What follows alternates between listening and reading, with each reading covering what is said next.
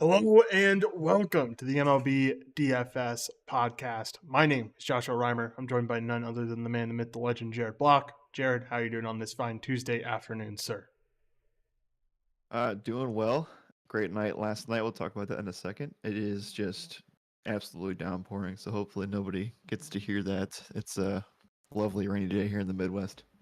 Yeah, for sure. Not pouring here, supposed to later tonight. So we're waiting for that. But kind of like you mentioned, not really affecting the slate, which is definitely good news. No rain in the forecast. Lots of wind, like there has been over the Mhm. past few days.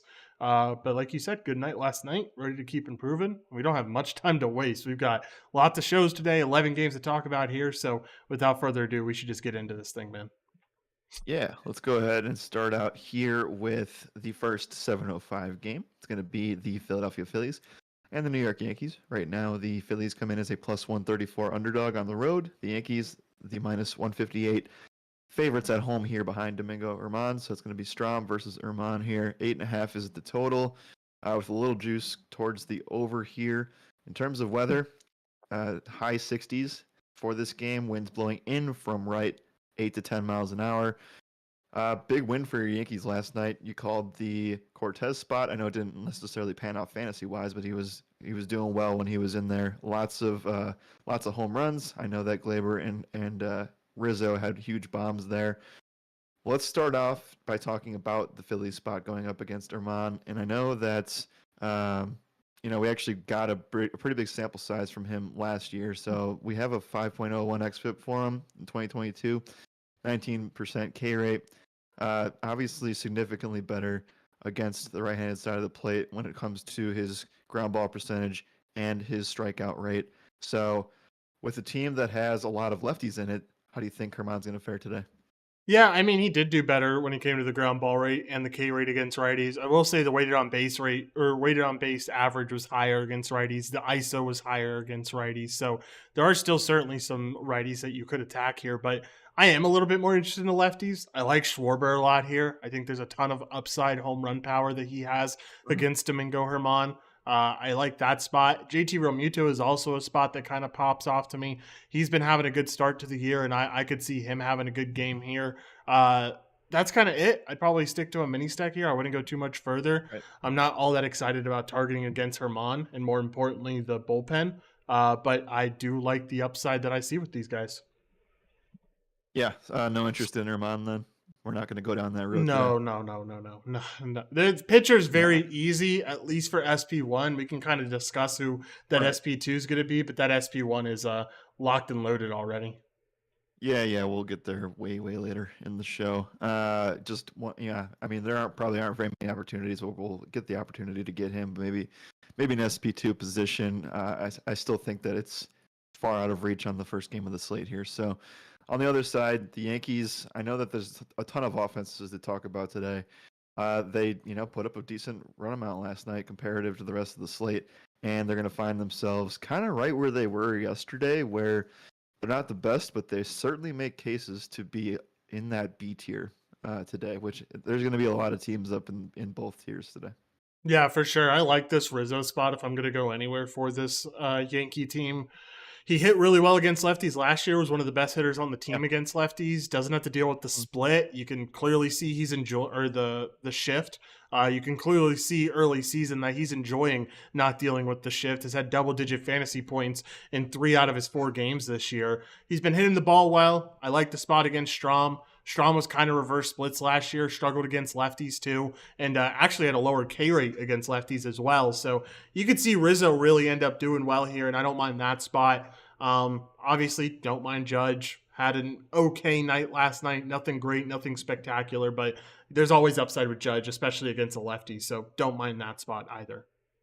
Right. On a slate like this, where there's 22 offenses and frankly a lot of them in better spots than the Yankees, you're going to need a monster performance from Judge to be able to survive even in cash. So if it's not the best, I know he always brings upside, but if it's not the best, then it's probably not the best cash game play either. So I still think it's solid, right? And I also think that LeMahieu can provide some sort of value here, especially on DraftKings, where you're going to get him at a really affordable price. He comes in at, I believe, 3,900. I think is a solid price for DraftKings.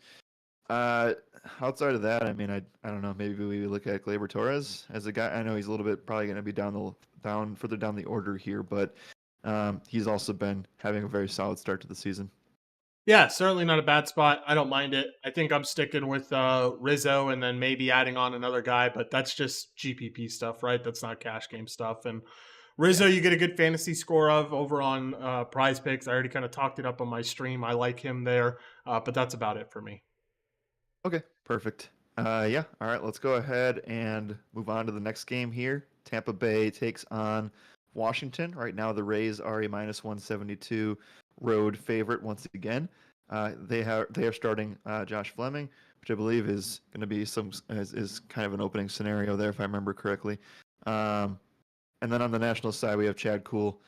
Super cool spot there. 9 is the total here. Weather for this game is going to be pretty favorable to hitters. We're getting mid 70s, even a little bit towards the 80-degree mark by first pitch. The wind is blowing out to left at 6 miles an hour.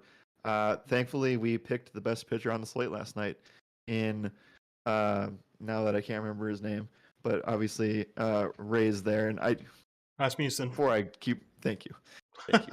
I'm all over the place with names right now, and lots of sports going on today. So yeah, Rasmussen, we got that spot right. We ended up pivoting off of the Brown spot, which we ended up still going there on DraftKings, but ended up not having a lot of ownership last night. And I think that there's something to say about the way the Rays have been pitching, and specifically working some of their guys and the adjustments they've made in the offseason. Is there any interest of trying to figure out this situation today once again as a favorite here? Fleming's going to be the starter. They're not opening him. They're not doing an opener in Okay. front of him. He's traditional here. So I don't mind the Fleming spot. Washington is a team that shouldn't be that good against lefties. So I don't mind the Fleming spot, though. I don't know what his pitch count's going to be. This isn't typically a guy who has that traditional start. So I don't know. He could pitch 70 out there. He could pitch 50, Yeah. and it wouldn't be shocking to me. So I don't know what to do with Fleming. I'll stay away from the spot. Not interested in attacking any bats against him. Spot that we really want to get bats, though, to this Tampa Bay team. I mean, not much better of a stack on today's slate. I know a lot of people will just say, oh, Blue Jays, obviously the 1A stack. But really, Yeah. when you look at this Tampa Bay team, you're kind of getting everything from Tampa Bay here. You're getting a guaranteed ninth. You're getting a Chad Kuhl that you know sucks. You're getting a team that Huh. is the best team in the MLB right now against right-handed pitching. And you're getting a team that, for all said and done, is really cheap. I mean, you have Randy and Wander Franco above 3.5, but outside of that on FanDuel, Jose Series at 3.2, then Brandon Lowe's at 3,100, Yandy Diaz is at Yep. 2,900. You just got to love the affordability that this Tampa Bay stack has in DFS, and that's where I want to load up, man. I think you should be almost automatically paying for Tampa Bay bats tonight. Yeah, so we saw it just pan out last night too. It's not like it is just going to be a one-time thing. Some of these guys are really, really heating up. We saw Rayleigh hit 2 home runs last night. I know we brought him up on the podcast yesterday, but he did extremely well there, and I think that you can consider him too. Yeah, I think that the Rays are certainly A tier, if not the best on the board. And the weather and wind also support that. Chad Kuhl, we know, horrific against lefties, just horrific overall. Like I think that the just because he's sucked as a Rocky doesn't mean he's not going to suck everywhere else. So yeah, I think I like the spot quite a bit here. You say, I mean, we'll get to the Blue Jays there, but I don't think it's just Toronto or bust in as far as first overall stacks go. Yeah, I would agree. I'm right there with you, man. I mean, I think there's some other stacks that I think the rest of the industry likes that I might Oh, sure. not, but I'm excited to talk through them. But yeah, really from this team, it's Tampa Bay.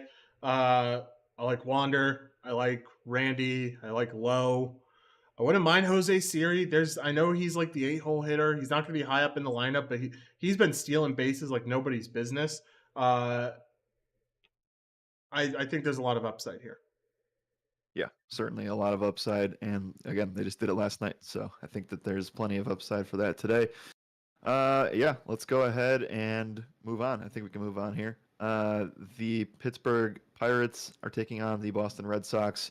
Another amazing game that the Boston Red Sox were a part of last night. Really high scoring, lots of action there. The Pirates are going to come in today as plus 126 underdogs here behind Roansy Contreras, their young prospect. Pivetta for the Red Sox minus 148, the home favorite. 9 is the total here. And again, I think that they're just not. I know that they're not going to be like super budgy against the whole game total thing, but the overs have hit in every single game. I think so far this year at Fenway. So maybe more to come on that. So the difference today is that the wind is going to be blowing in a little bit. 50s overall, chance of rain very slightly, and then the wind is blowing in, like I said, 6 to 8 miles an hour, dead center. So.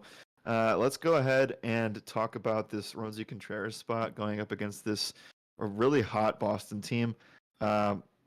Every single lefty ended up going yard for them in the first inning yesterday.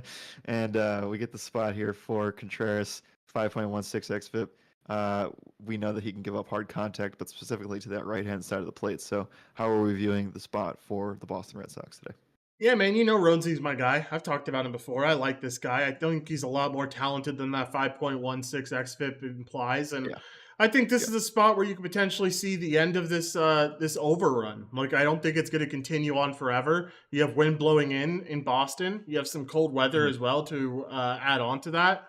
I think Roansy kind of limits what this Boston team is going to bring. He's a fly ball pitcher, so there's going to be a lot of those balls in the air are going to actually be helped out a lot by that wind coming in. I could see Contreras not doing too bad in this spot, man. I don't think he actually gets that blown up. Now, I think a lot of the industry is on this. I think if you wanted to take a side, I would actually probably end up taking some more righties and lefties. But Uh-huh. I could definitely see a spot where I don't even play any of these guys, and I'm not against it. Yeah, I know that, and this is no slander on any of the Red Sox. We've basically played them every single day of the season so far, because they've been in great spots, and proved last night again. Even though Duvall didn't go ballistic, he still got you almost 20 fantasy points and hit all of his props. So I still think that you can go back to some of these guys that are seeing the ball really well. And yeah, the 5.16 xFIP is certainly high because he specifically got blown up really bad in a couple spots, but I think he had a pretty strong. He looked really strong, and I think that he can be kind of like we'll bring that up another guy that might be a little bit troll worthy tonight. I think that Roansy could be a guy that, like you said, probably. I would say probably like 6 times out of 10. I would say maybe the Red Sox aren't going to do what they've done the last couple of days. Yeah, I would agree. I don't think this is something that stands around forever. I think this is something where I think everyone's being aware of it now. I think a lot of people are finally seeing this Boston team and saying like, "Oh, they're just going to go over every game. Like they have bad pitching. Pittsburgh has bad pitching." I'm telling you, man, they lowered the total for a reason. It wasn't just for shits and giggles to lower it to 9 instead of 9.5 like we had yesterday. They're putting out the hit. I think Vegas is going to make a call tonight and make this one go under. I don't know. That's conspiracy. That's betting against public stuff, fading the public. But Sure. yeah, I don't mind it here. Right. Yeah. Again, I think that it was warranted yesterday. I think that the matchups are a little bit worse today, and we'll talk about the other side here. But if you had to pick one guy for the Red Sox here for a one-off, who would it be? Duvall probably. Want a righty. I Yeah. know Duvall's dealing with that strikeout stuff, and that strikeout rate is high, but I think the upside has been there, and he's been the best hitter in baseball so far this season. Obviously, He only has. 4 or 5 games in, but still important that he's been extremely hot to start out the year. Yep, he has. All right. On the other side, we have Nick Pivetta, who equally has a xFIP above 5. It's right at 5.04. The K rate is pretty even to 21 to 23% to both handedness. Not really a ground ball guy, and he does give up more fly balls than ground balls.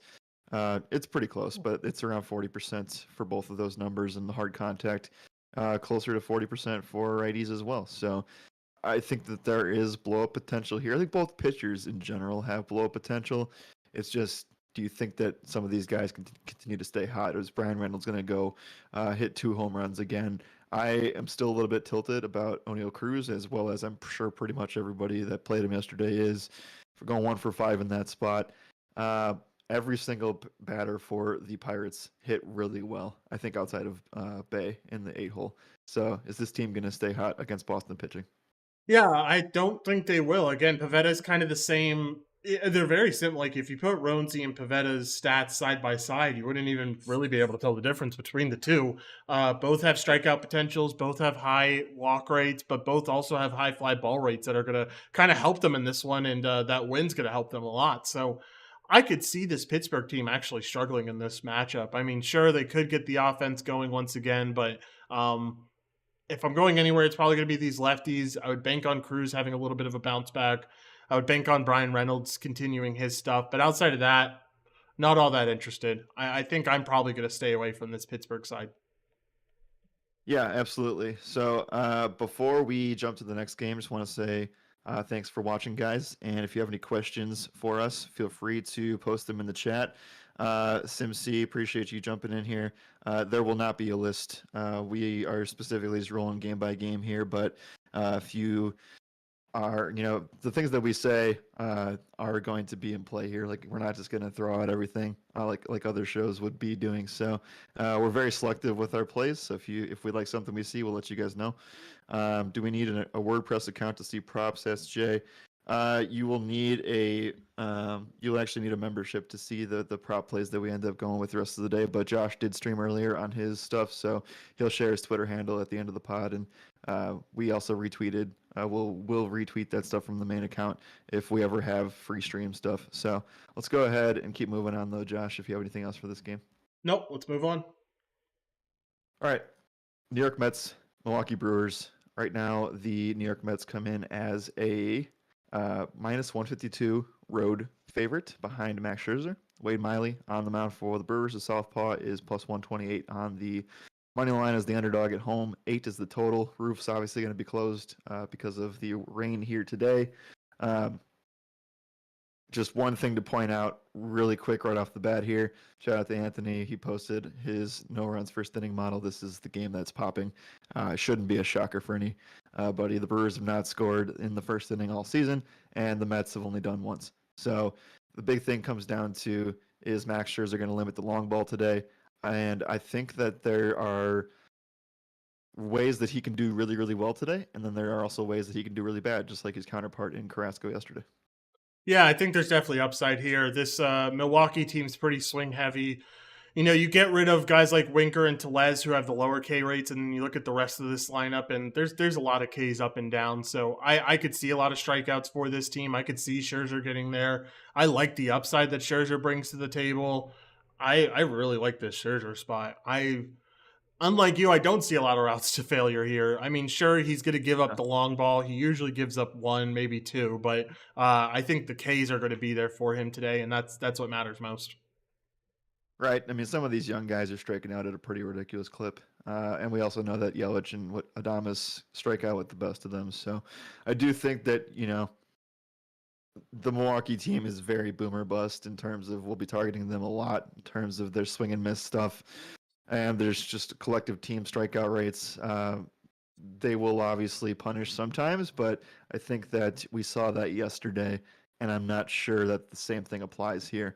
Obviously, Max a higher tier pitcher than Carrasco is, and it kind of just snowballed from there, right? They brought in position players to pitch yesterday, so I do think that Max can keep that under control here, and you can see him do really well. Is he going to be your SP2 option today, or is it kind of a one versus one of a guy that's going to come later here? Can you call him an SP2 option when he's this expensive? Yeah, I don't think you really guess. can. I think he's a good option. I think if you can afford him, you can. Most likely you can't, though. There's too many good bats on the slate to end up affording him and the other guy that we're referring to. Yeah, okay. I'm not interested in any Brewers. I did list Christian Yelich because there's a lot of historical stuff because he used to play with the Marlins. Max used to pitch for the Nationals, so there's some stuff there. He hits them okay, above 300, but there's nothing else really for Milwaukee that I want to bring up. I think some of the guys, like it was nice to see Bryce Terang hit a grand slam yesterday, but I think that that's going to stop today. Yeah, I would agree. On this Mets side, they're facing Wade Miley, who he can certainly troll with the best of them, right? Like we know that the xFIP is sitting around 5. We know that he's more of a ground ball specialist, not really a K guy. Tries to limit damage, is basically a game manager of some kind. Can these Mets bats get to him today, or is it going to be kind of tricky for them? I think some of these Mets bats can. I'm looking for a guy with some low ground ball rates here because that's what you want against Wade Miley. We know the ground ball rate's above 50%. We know that righties can still get to them if they can get some solid contact. That would be Pete Alonso. He's under a 40% ground ball rate. He should have a good spot here. I don't mind him as a one-off, but I wouldn't go too deep on this team. I mean, Milwaukee has a pretty talented bullpen, and the rest of this Mets team has some pretty high ground ball rates. So it's really just Pete Alonso or bust. Yeah, I would tend to agree with that. I don't really have much more to say about that. This Mets team, outside of Alonso, has a pretty high ground ball rate. I will say Escobar makes some sense. There's a narrative there. He used to play for this team. He also has a low ground ball rate of 35%. But other than that, I don't think it's necessary today outside of some flyers. Yeah, for sure.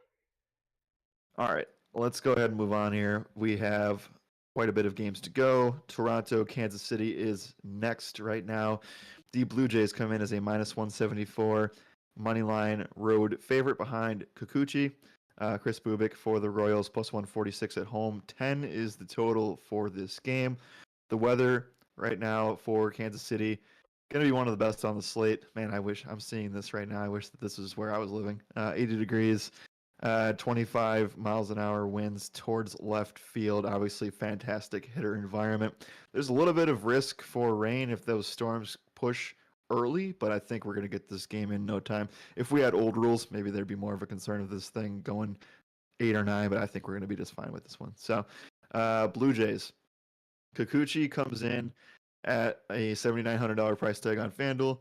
That price tag on DraftKings is all the way down at 6,700. And I've seen and I've done research and just seen people talk about this guy today going up against Kansas City. Is it as easy as just targeting Kansas City? I mean, they played a lot better yesterday. So is it as easy as Yeah, plugging the guy in? I just want to remind you, I was the one who called the Royals game yesterday. You were over You here were, talking about the Royals are bad. The Royals aren't a good you were. baseball team. I'm just giving you shit. I don't know what to think about this spot against Kikuchi because obviously there's some upside for these bats, right? Kikuchi wasn't a very good pitcher last year, allowed a lot of hard contact to righties, allowed a lot of high ISO to righties, high weighted on base average as well. But on the other hand, he had a very good spring training, one of the best spring trainings in the MLB when it came down to pitchers. So I'm kind of conflicted on where to stand with Kikuchi. I'm somewhat tempted to take some bats against him. You could take a Bobby Witt here who had a really good game last night. Olivares, another guy who's going to be really cheap for you that you could take high up in this lineup. Framil Reyes, another guy who's a lefty specialist. There's a lot of guys with some high upside in this Kansas City lineup. So I like this spot against Kikuchi. Just know that there's that little qualifier there of the fact that Kikuchi had such a good spring, and that does scare me at least a little bit. Yeah, the weather's got to scare you a little bit too, just a little Yeah. bit, and just the fact that they actually hit the ball last night. I say that they were bad. I actually, some of my calls I actually called not called, the data showed that Nicky Lopez was a really good spot against Barrios, and he obviously I think that the thing that we can make out from yesterday is that Barrios not very good right now, or at least Yeah. bad start to the season. So I think that Kansas City can do some damage here. I also could see Kikuchi doing well. I mean, the strikeout stuff's there, the ground ball stuff's there, the hard contact stuff is also there with it. So you're gonna take the good with the bad, and I don't know. Is it cash game viable at 6,500 for an SP2? That's what you'd be looking for. Yeah, no. I'm not interested. Not in this spot, not with this weather. I'd stay away at 6,500. That's way too much. Yeah, Or not way too much, but I it's a spot that I don't want to attack. but you can probably say that, and we don't like, this is not one of our touting qualities here, but you can probably say that a good chunk of the field's going to go here today as Think an so? SP2 on DraftKings. I think that it's certainly popping. With all the weather and stuff? Well, he's a massive favorite today, and the price tag is just extremely cheap. The industry has been targeting this today or I this year so guess, far. but I just think you have I don't know. I guess you don't really have a lot of better options. It's kind of hard to find. It's kind of hard to pay up at spots today. Yeah, I just I hate playing. I don't know. I Oh, could so see do the I. Kikuchi going Trust me. completely Yeah, wrong. Like I think it could this is really. yeah. This happens every year. People play Kikuchi in a spot where they think he's going to do well against a bad team, and then he gets blown up, and 50% of the field loses. So, Okay, Kikuchi or Domingo Herman then? uh, give me Herman. Kikuchi or Josh Fleming? At least Herman's a favorite, right? I mean, Yeah, like at Herman's home. like a what? Herman's a minus 155 favorite. So I mean, it's right there with. I mean, Kikuchi's not. He's minus 170, so I know that's big for the price tag, but um, I don't know. That's such a high Who else did you price. say? Josh Pavetta? Fleming. Oh, that's scary. I don't know if you could bank on him going 5 innings. Yeah, I guess. I don't know. The weather really scares me off of this Kikuchi spot. Maybe you just eat the chalk and go with it and get a cheap bat or get a cheap pitcher in there. But I could see that going terribly wrong for you as well, especially with Oh this yeah. Royals team picking up heat Well, yeah. I would take Domingo over that. for sure. Okay. I think All I would right. too. Yeah. I understand the K rate collectively. It looks bad. Um, there's only 3 guys in this lineup that strike out less than 20%. All these hard contact numbers and weather stuff is terrifying. So we'll see. If they can hit the ball, I think Kikuchi's going to suffer here. So, um, yeah. If you wanted to get interest here, I mean, like you can go with the 1-3-5 is actually not too bad. Of Witt, Perez, and Matt Duffy. Yeah, I know those aren't the greatest names to roster in the world, but they certainly could do damage. And there's just a bunch of there's 7 righties in this lineup, so we'll see how it goes. But Toronto side, this is where obviously people will have interest here in targeting Bubik, who has a 5.08 xFIP, carry it's under 20%. The hard contact stuff is there, and I think that he has severe blow up potential here. I also know that this has trolled us a lot in previous seasons. So, what side do you stand on today? yeah. I don't know. I'm 50-50 here because honestly, the reason Bubik is so bad is because he's really bad against lefties, right? Like the weighted on base average against lefties Yeah. is higher, the ISO is higher, the hard contact is higher. So he's not necessarily that bad against right-handed right-handed hitters.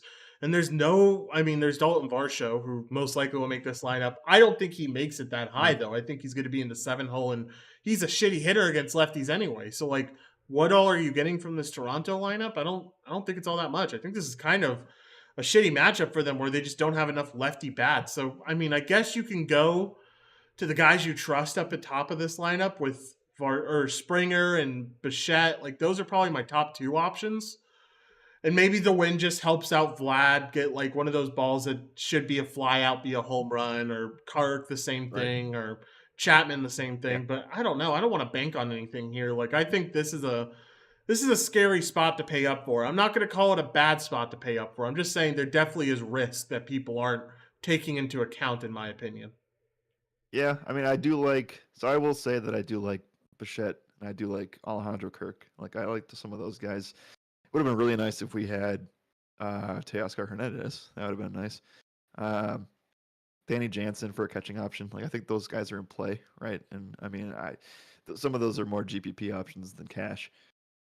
I just think that when we talked about the Rays and talked about how like we really like that spot, we'll talk about the Cardinals here too in Houston, obviously later. But a lot of people are gonna say that oh, Blue Jays have the highest live implied total. Remember, like those implied numbers, it's the difference between 5.6 and 5.2 at the Rays have 5.2. It's not that much. Like Yeah. I think it's a pretty equal spot. So just because they rank higher on the board there, yes, they do have the highest implied live total. Yes, they have the highest open implied team total as well. At the end of the day, I think that you just got to like the hitter spots a little bit better for these Rays. And this is where I was going to say, I think as much as Kikuchi can disappoint here, I also think Chris Bubik on the other side has a chance to troll the industry today as well. Yeah, I would agree. Okay. But again, this game could turn into 12-10 at the end. It It could. for sure There's a could. possibility. So we might be kicking ourselves and clipping this later. But I do think that I'm down lower on Toronto than than the Rays, and I think you are right there with me. So maybe that's a take that wins us a lot of money today. Yep, definitely. All right. Atlanta, St. Louis is next. Right now, the Braves come in as a plus 116 money line underdog here on the road behind Dodd. Steven Matz, Cardinals minus 134 at home. Over under here is at 10. For the weather report today for this St. Louis game, I'm not getting any weather from this specific thing. So do you have that in front of you here? Are they experiencing some weather? No bad weather. In terms of other weather, though, they I don't have any weather on my side either. So I guess we're both without weather reports here. Here, we'll look it up on Oh, it weather.com. looks like there's some showers. I just know that area of the country is getting this rain today. So um, I think that they're going to play just fine. The wind's blowing out to left at 15 to 20 miles an hour. So there's a huge piece of that. And that's why this total is high. It also because the pitchers on the mound, Steven Matz and Dylan Dodd here. So let's talk about Dodd first. I do want to get to Matz, so we got to talk about Dodd first. So there's not much to say about this spot, but one thing that we know is that the Cardinals are notorious for just raking left-handed pitching. So do you have any of the dirt on Dodd here and how that's going to affect the St. Louis team? Yeah, man, was a little bit confused of what this guy was, so went dug deep. Jeez, my goodness, God, it was all over the place there. Dug deep on the stream and kind of talked about him a little bit. Had a good spring training. Is a guy who saw 6 innings of AAA last year, saw around 100 innings of AA. Kind of inexperienced, but they brought him in for spring training. Had a really good spring training. They're using him on the back end of this rotation. They believe in him. He's a top 100 prospect. He has some elite control stuff, some 70 out of 70 control stuff over on the scouting reports. But the fastball is 50 out of 50. Like the pitch stuff isn't that all impressive, but his command is just, it's going to be really good. You're not going to see him walk a lot of guys. That might be an issue, though. If you have that good of command against this team, you kind of want to work around some of these guys, right? Like you don't want to necessarily pitch to a Goldschmidt or a Nolan Arenado or a Contreras. Like I could see him running into some real problems. So it's his first MLB start. It's away from home. It's in this rowdy St. Louis stadium. I could see Nolan, Goldie, all these guys hitting pretty well. And it might sound crazy, it might sound silly. Give me St. Louis over Toronto today, I think. I like this team a I don't lot think that more. sounds silly. Yeah, and I mean, this Atlanta team had to go to their bullpen pretty early. Charlie got roughed up yesterday, so this Atlanta bullpen has to be in struggle mode right now. The more I talk about it, I was already kind of on Dodd not doing well, but I think the more I talk about it, the more I'm interested in taking some St. Louis and really want these righties like Nolan, like Goldie, maybe even Tommy Edman if he gets the leadoff spot. Wouldn't mind going there. Even a Jordan Walker if he gets a little bit higher up in the lineup. Yeah, this St. Louis team looks really solid today. Yep, I was going to bring up Walker. He is 2,400 on DraftKings in the outfield. Very solid. Yeah, really cheap there. And we know that, he was part of the reason that Charlie ended up leaving that game early. I also think that, Toronto and St. Louis are certainly side by side. Like, I think that they're pretty comparable in terms of the types of how they're structured against left-handed pitching. But we know that this entire team, if the projected lineup is what comes out, is going to rake against lefties. So unfortunately for Dodd, it's a bad start or a bad spot for them to start him.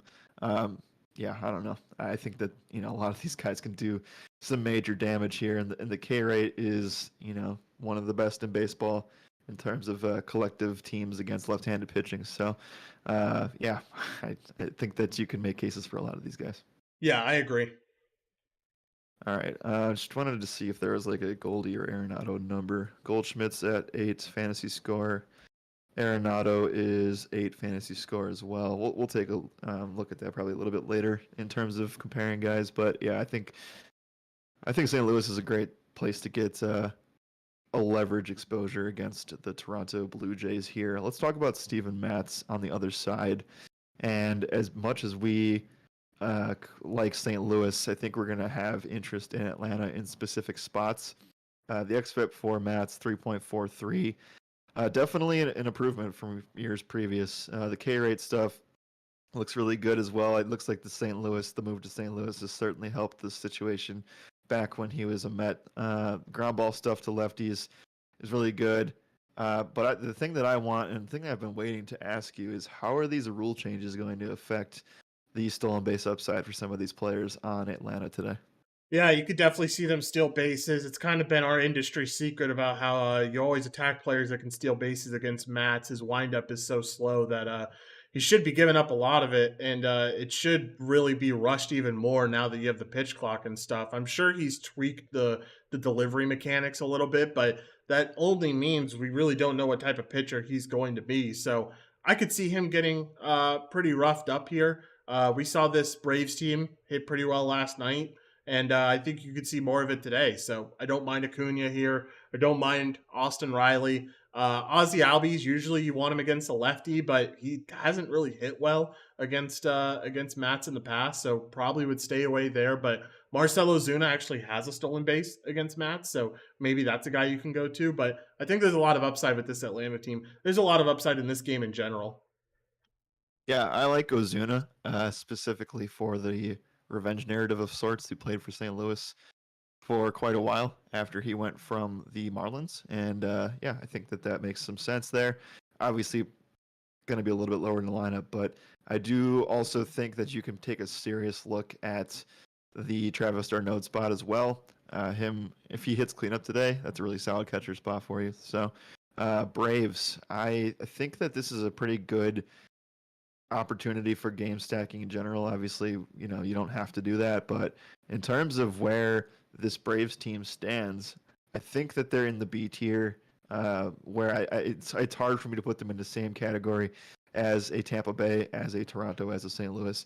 But I think we can rank them above the Red Sox, right? If we think that they can, it's a pretty close call there. Yeah, I would agree, though. I think I'm willing to rank them above the Red Sox. I think this St. Louis team and Atlanta team are both really solid. At least St. Louis would get my nod above the Red Sox. Yes, yes, and we could see this be another blow-up spot like it was last night. A lot of runs scored in that game, so that could play into today as well. Yeah, very, very curious to see how if Acuna gets on base, how fast he's going to trigger for a stolen base, because we, saw it a couple times over the weekend. So let's go ahead though and move on here if you're good to go. Yep, I'm all good. All right, Baltimore and Texas is next. Right now, the Orioles are plus 120 on the money line with Kyle Gibson starting here. Andrew Heaney for the Rangers minus 142 at home. 8.5 is the total for this game. This game did not score a lot of runs, so you can clip me from yesterday. And I believe I said this. I wouldn't be shocked if this was the highest scoring series of the next 3 days. Didn't work out. So I know that we're going to see Kyle Gibson now for the second time, right? I think he pitched on opening day. How do we like him against these Rangers and vice versa? Yeah, I think this is, I say, a solid spot. I'm a little bit scared of what happens here just because, we saw this Baltimore team or we saw this Rangers team come in yesterday. They also got a little bit unlucky. Bradish getting pulled in the second inning due to an injury, and then you kind of had an opener situation after that. It obviously doesn't work out that well for hitters. Uh, Maybe this Baltimore team's a little bit exhausted with the bullpen, considering how many guys they had to use yesterday because of that injury. Yeah. So Gibson British. could have to be left in there for a little bit longer. And because of that, I could see this Rangers team definitely getting to him. You want lefties. That's kind of the problem. Is like you have Seager, you have Lowe, and then you don't have much left after that. So I don't know. I think it's an okay spot for some of these Rangers. Not really a spot where I get in love with targeting these guys though. Yeah, I was just really just not impressed with both sides yesterday, but mainly this Texas side. They just looked dead, and after they had a really, really explosive series in the previous days, I don't know, man. It's not really the spot that I want to go over the moon for on an 11-game Tuesday. Yeah, I would agree. But we still have a few teams to get to here, but just looking at implied totals, I mean, this Rangers team is really close to the Royals, the Astros, who we still have to get to, that Braves team, your Yankees. I mean, I feel like they just need to be down at the bottom of that group, though. Yeah, I would tend to agree that they're more towards the bottom there. And can we put to bed the and maybe this changes with injuries and stuff, but can we put to bed that it's totally different to target the Orioles bullpen now than it was in previous years? Yes, for sure. Yeah. Okay.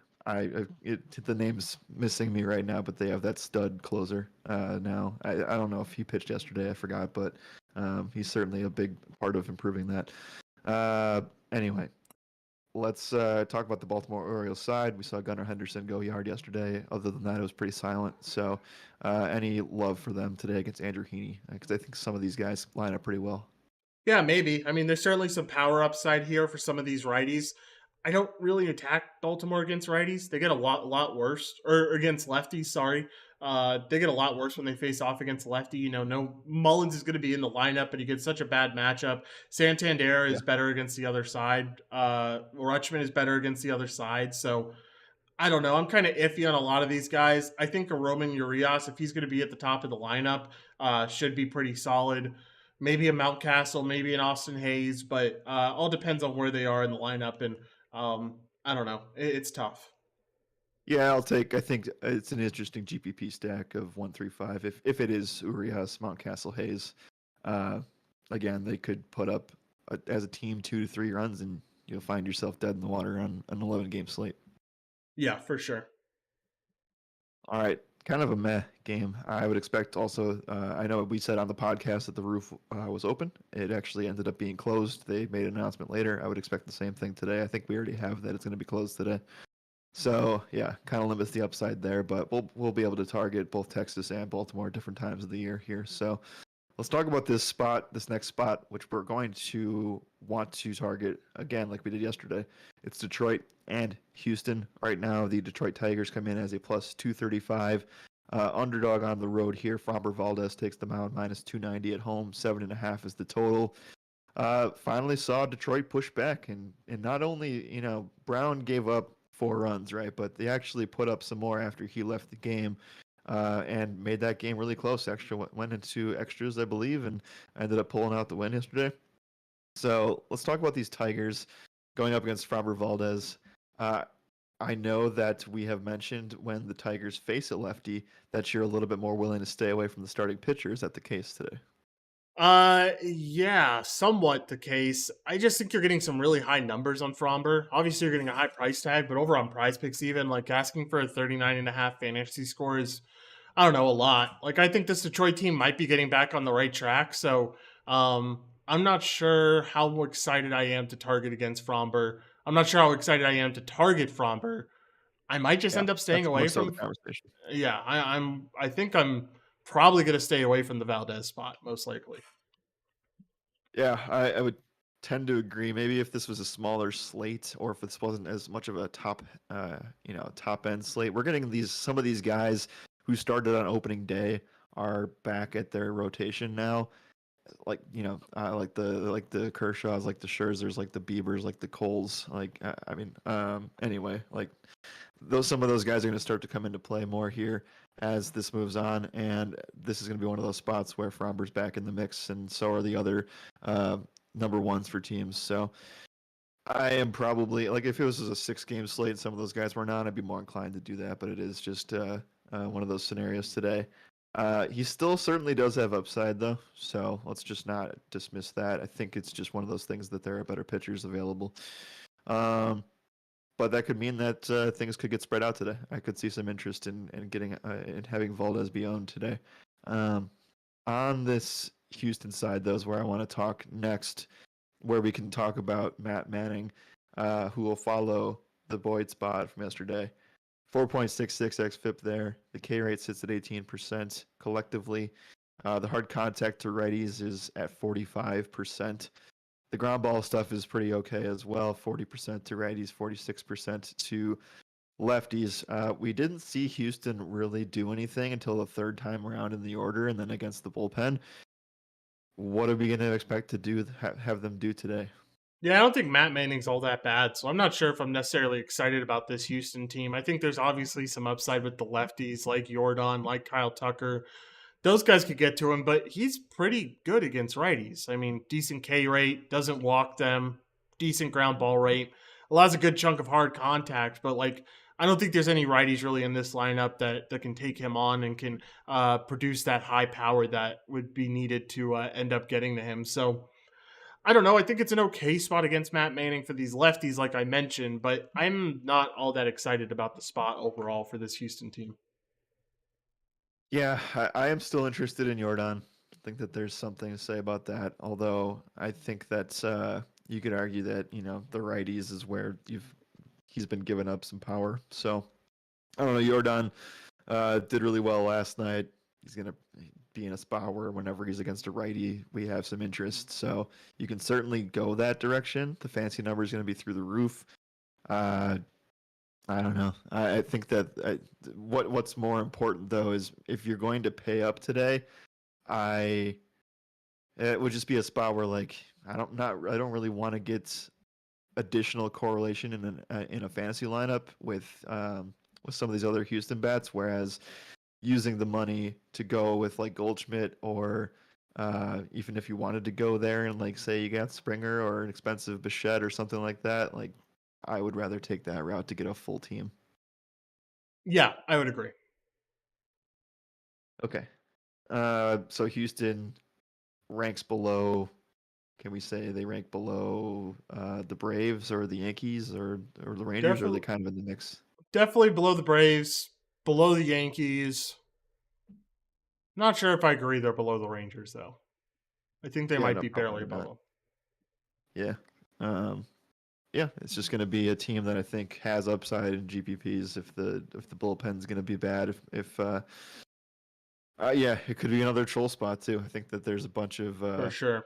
a bunch of landmines on this slate in terms of high-powered offenses that have done well in the last 5 days, and then going up against pitching that people may not look too far into. Yeah, definitely. Okay, let's go ahead and move on here. Got 3 more games to go. Angels and Mariners is next. Right now, the Angels are coming in at a plus 146 money line underdog here behind Suarez, Luis Castillo, Seattle Mariners minus 174 at home. 7.5 is the total here. We saw George Kirby give up a bomb to Shohei Ohtani. Mike Trout had a good game. Taylor Ward had a great game. Is this Angels team going to stay hot against Luis Castillo today? I think the answer is probably not. That's exactly what I'm thinking, man. Probably not. I mean, Castillo's such a good pitcher. He's been really good to start out the year. I'm not necessarily interested in targeting bats against him. I think you have better spots to target bats today. I'm happy to stay away from the Angels as they face off against a really tough matchup. Yeah, you also want lefties against Castillo, if anything, at least dating back to his time in Cincinnati. I mean, it's a tough ballpark to hit things in anyway. So Hmm. uh, there's just a lot of righties here. They're going to add Jake Lamb in there today, potentially. So we'll see if that helps things. But I am, and also Anthony Rendon's not going to be in the lineup because he's serving that suspension starting today. So uh, Otani, I guess, is in play, but that's all GPP stuff. Again, you'd rather use the money to go with like a Toronto or a St. Louis guy. Agreed. Or an Acuna. I think Right, there's just better right. options. You have to get the 4K stuff right today, like the Yeah. higher price tier guys in the Oh, for outfield. sure. For sure. Seattle hitters on the other side going up against Suarez. Suarez has a 4.62 xFIP. The K rate's in the low 20s. The hard contact, he does a pretty good job mitigating. He's a ground ball pitcher specialist on the lefty side. This game just doesn't do anything for me, honestly. I think I just respect everything here.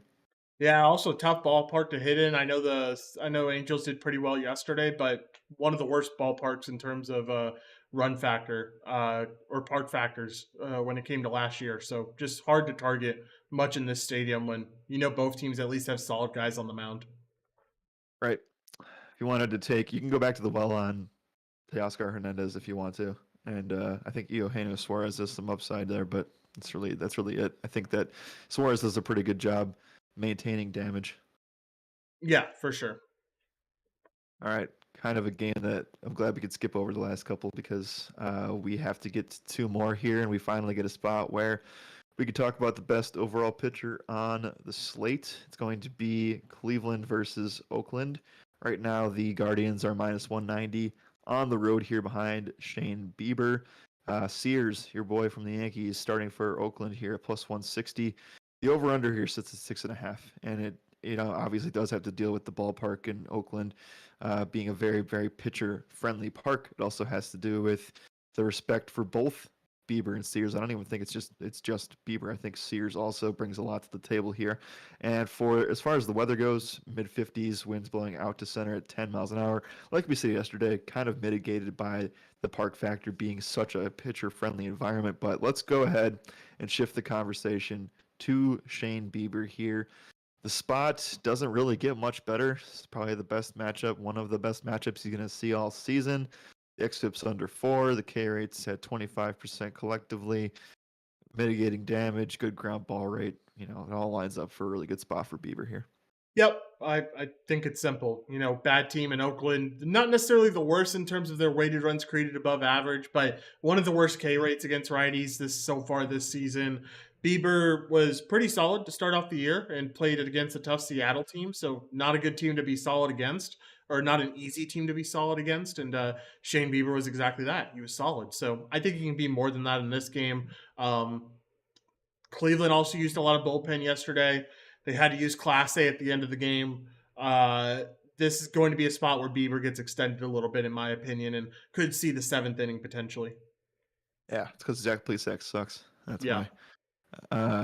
This was a game that I was really interested in a no runs first inning, but I don't think that they will give you that on Prize Picks today because it's probably like minus 160, minus 170. Yeah, for sure.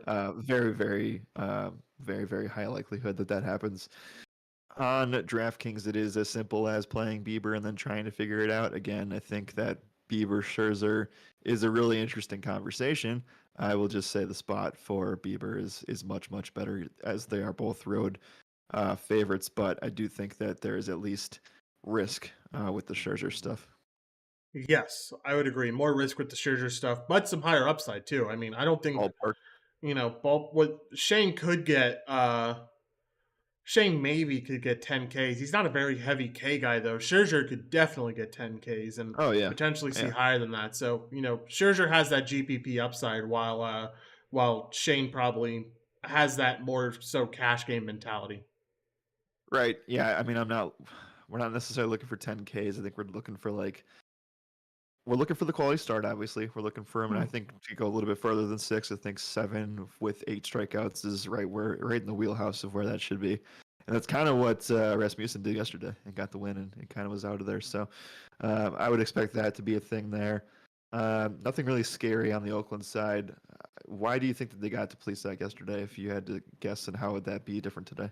Lots of lefties, I guess. Pitcher. I mean, also just different pitchers. Like I think Shane Bieber's is worlds ahead of where Zach Plesac is in the MLB. Yeah. All right. I think that we can go ahead to the other side here. I think that's, I'm glad that Sears has been given this opportunity to be featured in this Oakland rotation. Talk to me a little bit about him. I know you've talked to me about him in the past, so maybe people aren't as familiar with him that are listening right now. Yeah, former Yankee, came over in the Frankie Montas deal. Maybe might have been an earlier deal than that. I'm not sure. Go ahead. I think so. That sounds right. Anyway, xFIP at 5.29 last season, K rate at 17%. He does have some upside, so I don't think he's necessarily as bad as the xFIP says he is. That's predicated a lot by his low K rate. You can't really have a good xFIP with such a low K rate, but the upside is certainly there. Somewhat limits hard contacts. Usually is able to get the ball on the ground against lefties. Going to face off against a couple lefties today with Quan and Jimenez, both in the lineup, most likely for Cleveland. There are some other guys that could get to him, Jose Ramirez, Josh Bell, but I don't know, with the ballpark, with the total where it's at, I think I'm fine with just fading this spot for Cleveland. Yeah, I respect it. I don't think that it's worth to target an offense in this ballpark today, or maybe ever. So yeah, unless it's a magical spot. Okay, I think we can go ahead and go on to the last game of the slate here. It is going to be Colorado and the LA Dodgers.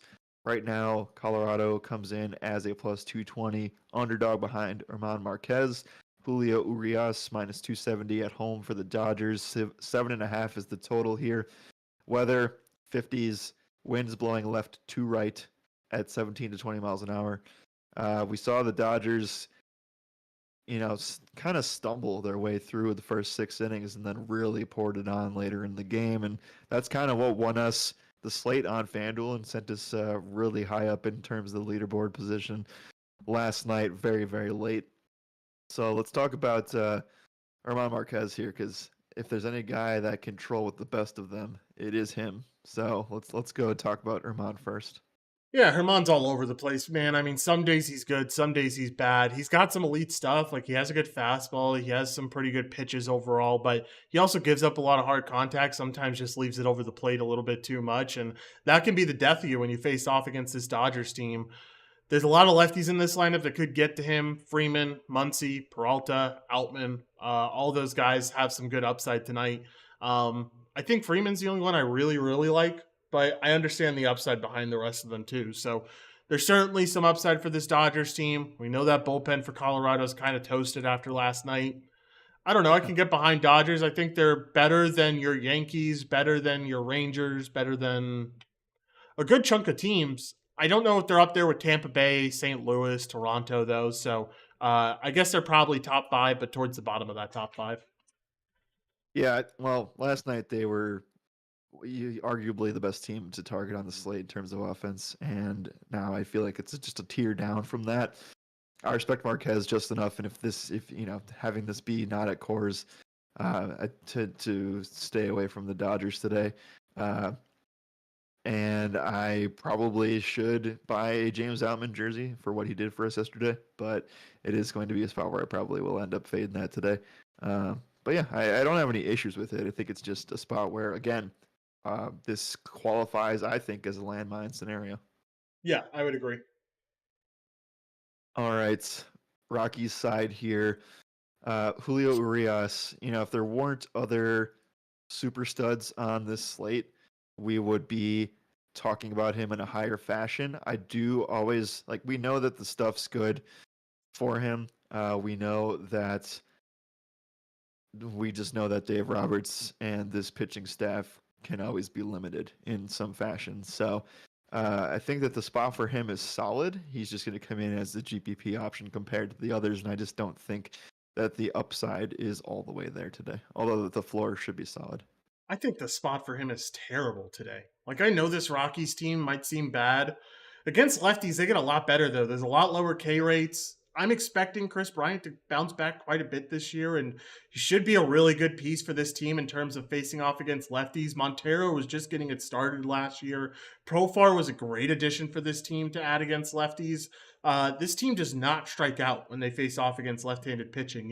You have some high K rates from McMahon, Montero, and Crone, but all three of those guys are guys that also provide you power in this lineup as well. You can kind of see that he even struggled against this Colorado team last year when they were way worse off. He faced off against them a few times. His line right now is at 35.5. He had 21 FanDuel points. That was at home, by the way, not in Rocky Stadium. He had one game where he had 37 FanDuel points, another with 46, and another with 28, and another with -3. That -3 was at the beginning of the season, just like this one. It was actually, it was a year and 6, no, I guess 300. I don't know. I don't want to do math. Regardless, my point is that he's had some bad outings against this team before. 3 out of his 5 outings against this Rockies team, he went vastly under this 35.5 number. And 4 out of 5, he was there was an extra one where he got 37 FanDuel points where it's extremely close there. Don't bank on Urias today. Don't do it. Take Scherzer, take Bieber, take some other guys, but I think this Urias spot is going to be one of the bigger traps of the slate that people could potentially go to, and I have no interest. Also, you're going to see Julio have some major he's going to majorly negatively regress this year, in my opinion. I think that you saw him pitching at the peak last year, and that's not going to be the same this year. I don't know if you managed to see my BVP free selection, but it is in this game, and you already kind of noted it. It is Chris Bryant. He is 10 for 29 lifetime and 31 plate appearances. And while that might not sound great, like it still is 345 average, 387 OBP, and 43 slugging. Mainly just a contact kind of thing, and he does profile really well against what Urias does really well. So the Urias strikeout rate to right-handed bats is 24%. Bryant's strikeout rate against left-handed pitching is under 15%, one of the best on the team, if not the entire league. The ground ball rate's good to righties from Julio, but Bryant doesn't really have a ground ball rate. It's lowest on the team at 29%. And then finally, the hard contact just kind of matches up here. Bryant's hard contact is, again, one of the highest on the team if you look at the samples sizes. So I think that a lot of this is great, and his prices in terms of props, in terms of everything else, are going to be a little bit lower going up against the Dodgers, just because that's what books and stuff put them at, because they're facing the Dodgers. So I know Bryant had a 5.5 fantasy score on Prize Picks. I then saw that it was taken off the board, but I'm not sure if it's still there right now. But if it comes back, I certainly can see myself going there. Yep, it's still up. Nice. Yeah, I like that. I think that's solid. Okay. That's it, though. I mean, I wouldn't play him in a DFS lineup, maybe a GPP. Or if you're playing like a showdown or single game, you can put Bryant as the featured guy if you want to. But yeah, let's wrap things up. Do you want to at least address the Max Scherzer taco that's 6 strikeouts now, down from 7.5? Whoever switched it over to Scherzer instead of Jordan sucks. That's all I have to say. I mean, I still like the Max spot. Maybe I'm being a little bit harsh, but the Scherzer spot, I would take the over at 6. I think that's solid. Is it better than the Embiid 41 PRA? Maybe.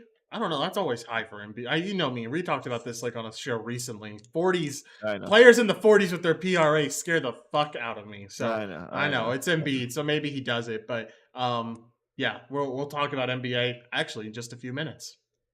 Yeah. All right. Final thoughts. I think that I can sum up. I think this is one word. I can sum up the slate in one word: landmine. Yeah, is that one word? I think that there are a lot of teams. I think it's one word. If it's not, then you can clip this for later. Yeah.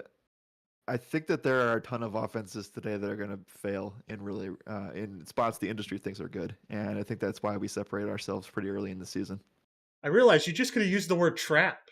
That would have been such an easier take for it. Fun.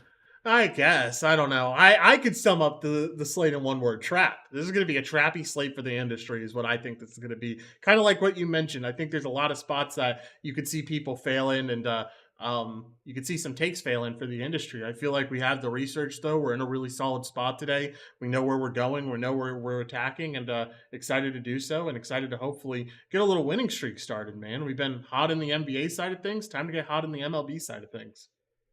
Last thing, I know we got to run. Maybe we'll turn this into a segment, maybe not. Josh will probably get mad at me for saying this to add us one more thing on our plate here, but do we want to give out our favorite Nerfy play of the day that's available? Oh, do it. Yeah. Can it be Yerfies too? Can it just be first? Can it just be first inning plays in general? Sure. Is that okay? All right. I haven't looked at Anthony's Pickett stuff, so you get to go first while I get to go try to find this Pickett model. If it's still up, I ended up pairing the. Yeah, I think it is. Yes, it is. Okay. Yeah. So it's going to be a first inning runs allowed. We're obviously going to go less. It's going to be Max Scherzer and Wade Miley in the Mets Milwaukee game. I think that game goes scoreless in the first inning.